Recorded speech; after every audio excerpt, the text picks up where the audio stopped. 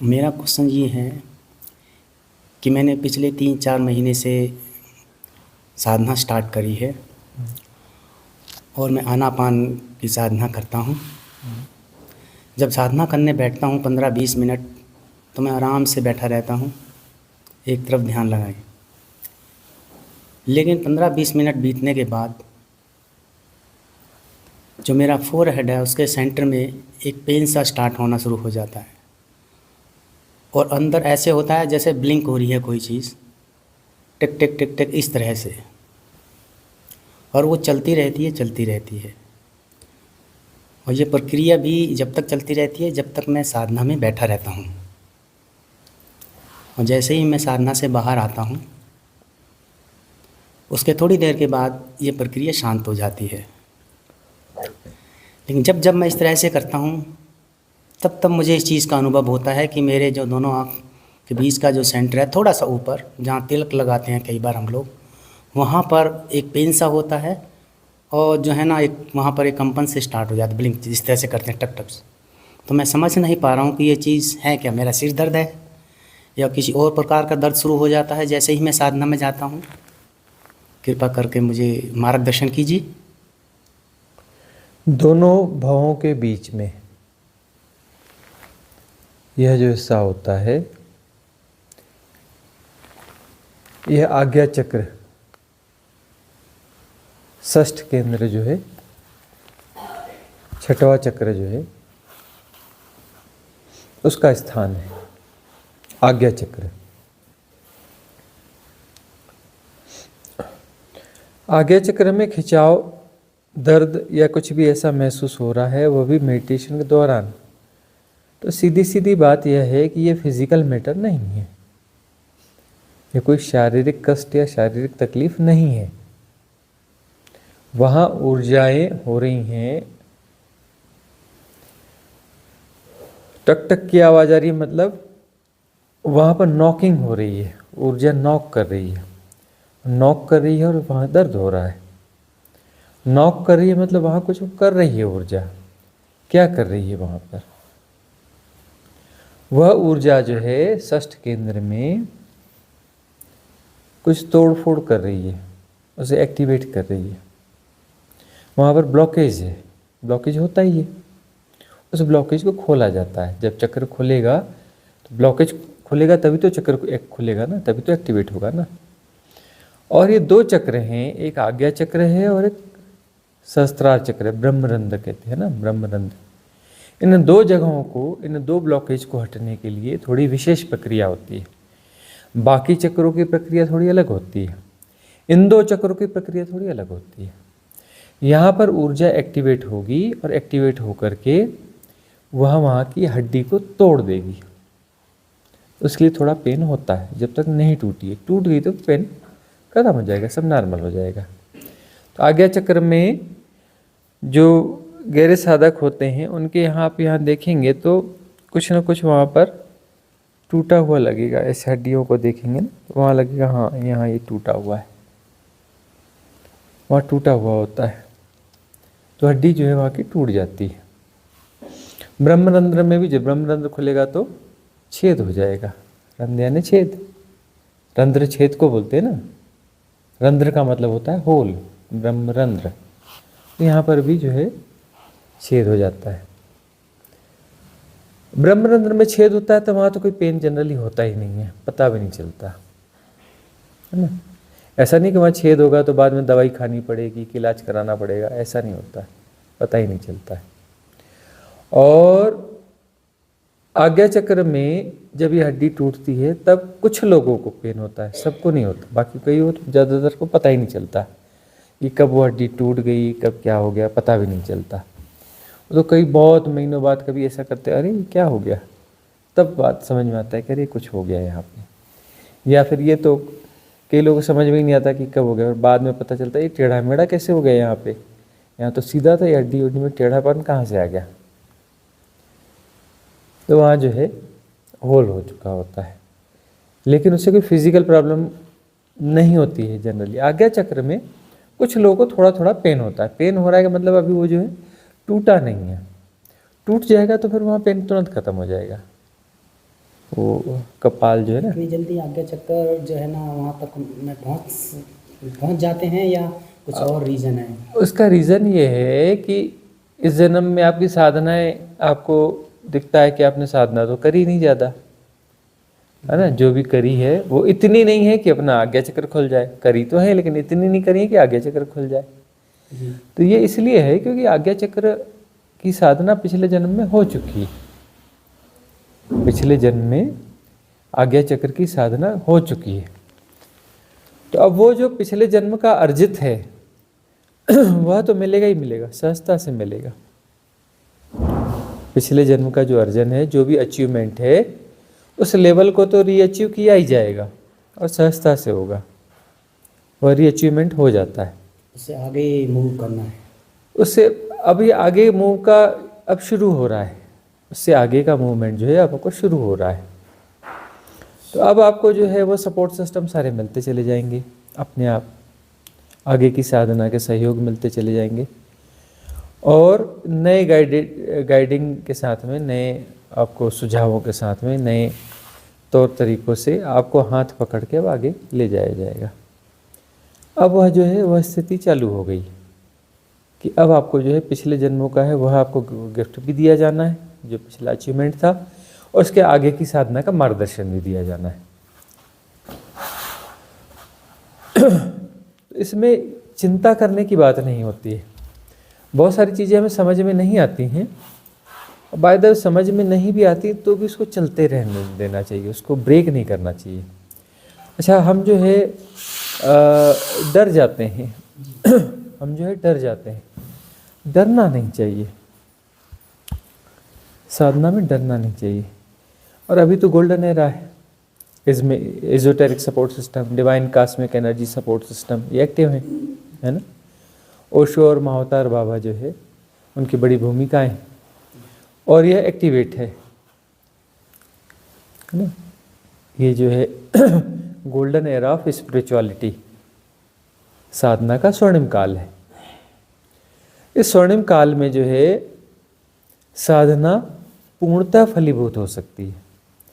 तो साधना में ऐसा है, साधना करते चलो, जन्मों जन्मों की साधनाएं करो, फिर अगला जन्म लो, फिर साधना करो, फिर अगला, वह वाली बात नहीं है। इस समय में, इस गोल्डन एरा का मतलब है साधक यदि साधना में परिपूर्णता से जाता है तो इसी जन्म में वह बात बन जाएगी, जिसे हम एनलाइटनमेंट कहते हैं, आत्मज्ञान कहते हैं, मोक्ष कहते हैं, कैवल्य कहते हैं, कोई शून्य कहता है, कोई पूर्णानंद कहता है, कोई सच्चिदानंद कहता है, कुछ भी कहे, वह अवस्था जो है इसी जन्म में संभव है।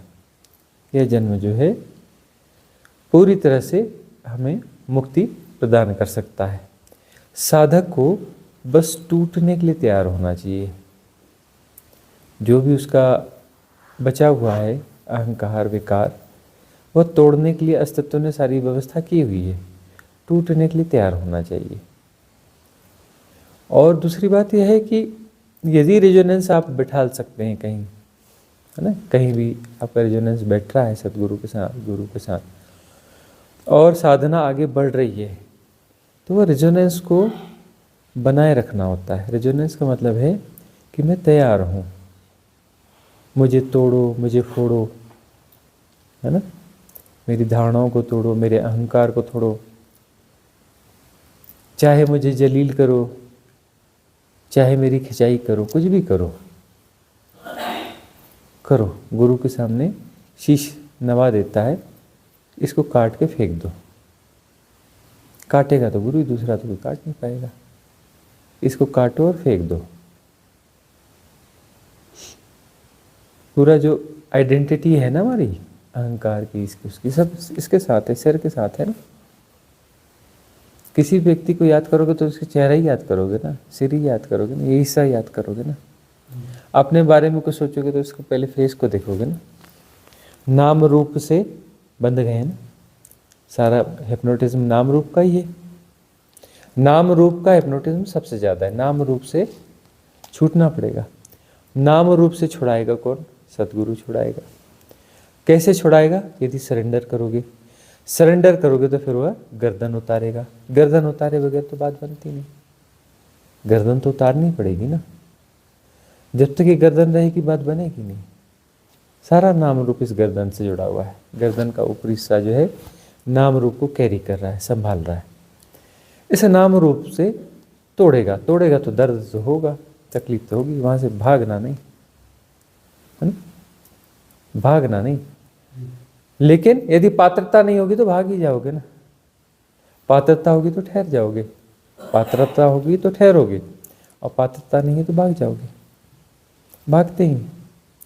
और भागोगे तो मतलब तैयारी ये है कि फिर से स्कूल का बस्ता उठाना है। इस जन्म में मुक्ति नहीं चाहिए, मुक्ति चाहिए लेकिन किसी भविष्य में चाहिए, किसी भविष्य में जाइए। वह आत्मज्ञान है, परम ज्ञान और परम स्थिति, वह सच्चिदानंद वाली स्थिति चाहिए, लेकिन इस जन्म में नहीं चाहिए।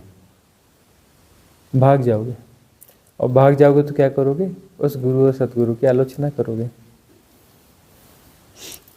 कि ये ऐसा है, वैसा है, फलाना ठिकाना है। क्यों? अपने आप को यदि सही साबित करना है तो सामने वाले को गलत साबित करना ही पड़ेगा। उसको यदि गलत साबित नहीं किया तो तुम खुद गलत साबित हो जाओगे। तो वो डटना जो है बहुत बड़ी बात है। साधना से कुछ स्थितियां तो बड़े आसानी से अच्छी हो जाती है, बगैर गुरु के भी है ना कुछ स्टेजेस मिल जाती हैं, बगैर गुरु के भी मिल जाती हैं कुछ स्टेजेस। लेकिन जो फाइनल टच वाली बातें हैं, परम मुक्ति वाली बात है, वहाँ उसकी जरूरत पड़ती है, उसके बगैर बात बनती नहीं है। तो यह जो हो रहा है बहुत अच्छा हो रहा है, बहुत अच्छा हो रहा है, लेकिन अब जो है टूटने फूटने के लिए तैयार रहो। फिर जो बैरियर है उन बैरियर्स को तोड़ा जाएगा। जब तक बैरियर टूटेंगे नहीं, मुक्ति नहीं हो सकती, एनलाइटनमेंट नहीं हो सकता। बहुत सारे मैट्रिक्स हमने गड़े हुए हैं, बहुत सारे पैटर्न्स हम ढो रहे हैं, बहुत सारे पैटर्न्स और मैट्रिक्स के साथ हमारा जबरदस्त एसोसिएशन है, बहुत ज़्यादा एसोसिएशन है। उसको तोड़ना पड़ेगा। पूरे व्यक्तित्व को ही तोड़ा जाता है, और हम अपने व्यक्तित्व के खिलाफ तो कुछ बर्दाश्त कर नहीं सकते, और वहाँ व्यक्तित्व को पूरा तोड़ दिया जाता है। तो संघर्ष खतरनाक है। हम कहते हैं नहीं हमारा सरेंडर, अरे सरेंडर ऐसा नहीं होता। गुरु तो तोड़फोड़ करेगा, खतरनाक वाली करने वाला है, पूरे व्यक्तित्व को ही तोड़ देगा। और हम अपने व्यक्तित्व के लिए तो पूरे लड़ पड़ेंगे, मर पड़ेंगे, है ना। व्यक्तित्व को छोड़ने के लिए हम तैयार नहीं होते, वो पूरे व्यक्तित्व को मिटाएगा। तो मामला थोड़ा खतरनाक है। थोड़ी भी उपेक्षा होगी, गुरु ने थोड़ा भी ऊंचा नीचे बोल दिया तो व्यक्तित्व आड़े आएगा, अरे मुझे ऐसा बोल दिया, मुझे वैसा कर दिया। अरे वो तो तैयारी कर रहा है अभी, आगे तो गालियां भी देगा, आगे तो गुरु गालियां भी देगा, दुत्कारेगा भी, देखेगा कहाँ कहाँ क्या क्या तोड़ना है, कैसी कैसी आलोचना करनी है। बुद्ध की वाणी में पढ़ना ना, वहाँ लिखा उसने भगवान ने फलाने भिक्षु की भर्त्सना करी, या फिर कुछ भिक्षु थे उनको फिर देखा, अगले दिन उनकी सभा में उन भिक्षुओं को खड़ा किया और उनकी भर्त्सना करी। इस भिक्षु की भर्त्सना करी, उस भिक्षु की भर्त्सना करी। कहाँ पर? अकेले में नहीं, अभी गड़बड़ करे अभी नहीं बोलेंगे, कल सभा में 10,000 लोग बैठे होने चाहिए, तब बोले खड़े हो जाओ, कल क्या कर रहे थे।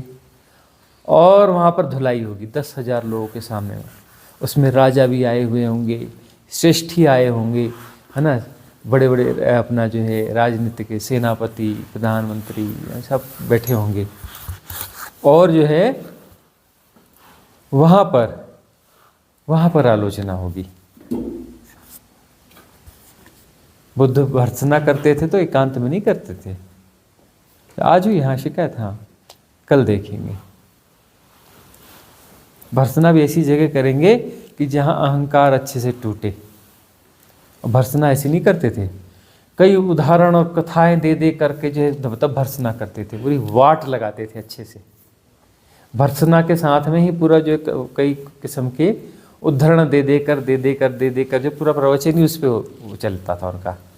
किसी की भर्त्सना करनी मतलब पूरा प्रवचन ही उस पर रिलेटेड ही चलेगा उस दिन का, दूसरा काम नहीं होगा उस दिन, और पूरी तरह से धो देंगे उसको। तब टिकता है तो टिक और भगता है तो भग। निकलता है तो निकल ले। टिक गया यदि वहाँ पर तो बात बनेगी, नहीं टिका तो जा फिर स्कूल का बस्ता उठा, फिर A for apple, B for boy. ऐसा सबके साथ है। अभी हम कहते हैं कबीरदास जी ऐसे, कबीरदास जी ऐसे। कबीरदास जी तो सिर्फ डंडे ही मारते थे, उसके अलावा तो काम ही नहीं था उनका।